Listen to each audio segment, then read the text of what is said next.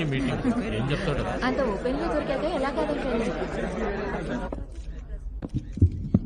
వసుమతితో మీ affair గురించి ఏం చెప్పాలనుకుంటున్నారు? ఈ ఫ్లాట్ కూడా రెగ్యులర్ గా వచ్చేది ఆఫీస్ లో ఉద్యోగం వచ్చింది రొమాన్స్ చేయడానికి అమ్మాయి ఎలా పరిచయం అయింది? ఒక్క 10 నిమిషాలు మీరందరూ ఓపికగా ఉంటే మీ ప్రశ్నలకు సమాధానం చెప్తాను. 10 నిమిషాలు సైలెంట్ గా ఉండాలి.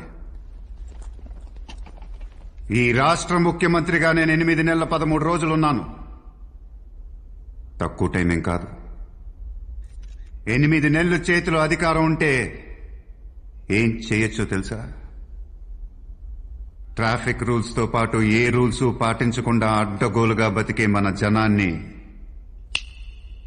అలా దారిలోకి తేవచ్చు.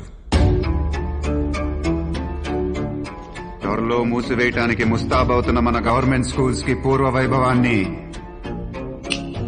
అలా తిరిగి తేవచ్చు. నాణ్యత లేకుండా బాధ్యత లేకుండా ఉన్న కాంట్రాక్టర్లు, ఉద్యోగులు, డాక్టర్లని అలా గాడిలోకి తేవచ్చు.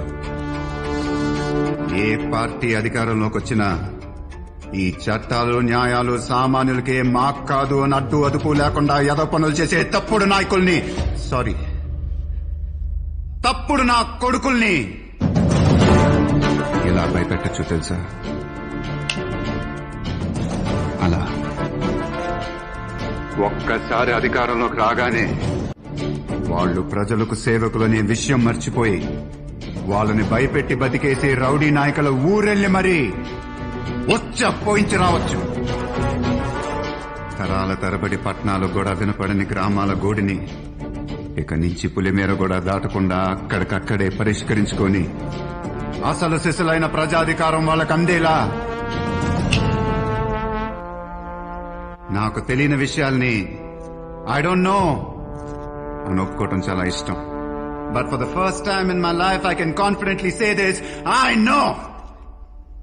8 నెలల 13 రోజులు అధికారంలో ఉండి ఇన్ని చేయగలిగితే 5 ఏళ్లు 10 ఏళ్లు అధికారంలో ఉంటే ఇంకా ఎన్ని అద్భుతాలు చేయొచ్చు. I know this. ఇవన్నీ పెద్దగా ఉపయోగం లేదనుకుంటా మీ అందరికీ.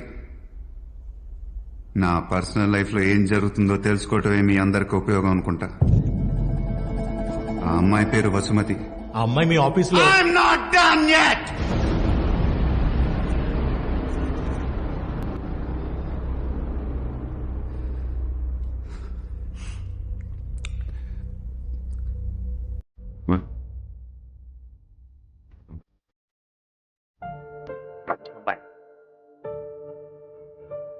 మీలో చాలా మంది కూతురు లాగా తనకి నచ్చిన వారు తనను అర్థం చేసుకునేవారు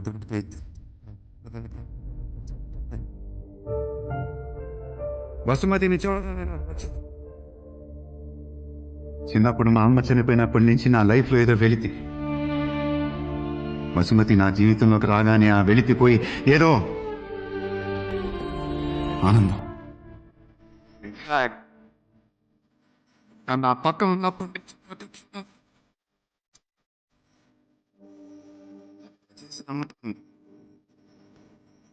బంగారు బొమ్మలా చూసుకుని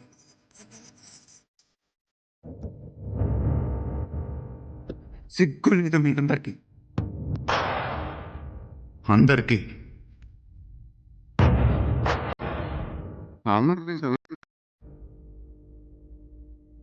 నేను తన్ని ప్రేమిస్తానని తెలిసినా తన్ని పెళ్లి చేసుకున్నా. ఒకవేళ పెళ్లి చేసుకున్నా సార్ అని పిలిచేదేమో.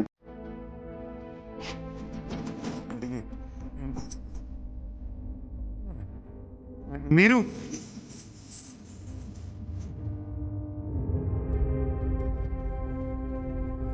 పెంట్ హౌస్ లో అది ఏంటది పెంట్ హౌస్ లో రాసలీలలు ఒక పెద్ద మనిషి రాశాడు.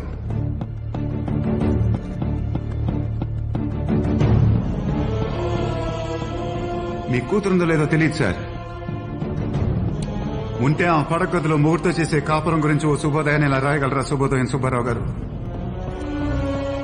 ఇలాంటి రాతలు రాసి వాటిని అచ్చువేసి ఇంకో 200 న్యూస్ పేపర్లు ఓ 2 టీఆర్పీలు పెంచుకోవటానికేగా. 2 జీవితాలు సార్. మనసులు చంపేసే రాతలు రాసి మీ ఇంట్లో బియ్యం కొనుక్కుంటే ఆ బియ్యం మీ ఒంటికి మంచిది కాదు.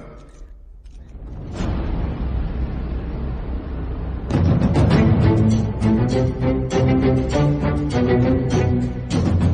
వారం రోజులుగా నా మీద వసుమతి మీద మీరు చూపించిన ఉత్సాహం ఆరాటం మిమ్మల్ని పీడిస్తున్న సమస్యల మీద చూపితే మీ బతుకులు అలా బాగుపడతాయి. ఏదో ఎక్కడ వేసిన గొంగల్లా మా బతుకులు ఇలాగే ఉండాలంటే మీరు గెలిపించిన నాయకులు ఎప్పుడు మీ అండగానే ఉంటారు. ఇలాగే చస్తూ ప్రతి క్షణం బతకండి. మీరు అడగాల్సిన ఇంకా అడగచ్చు.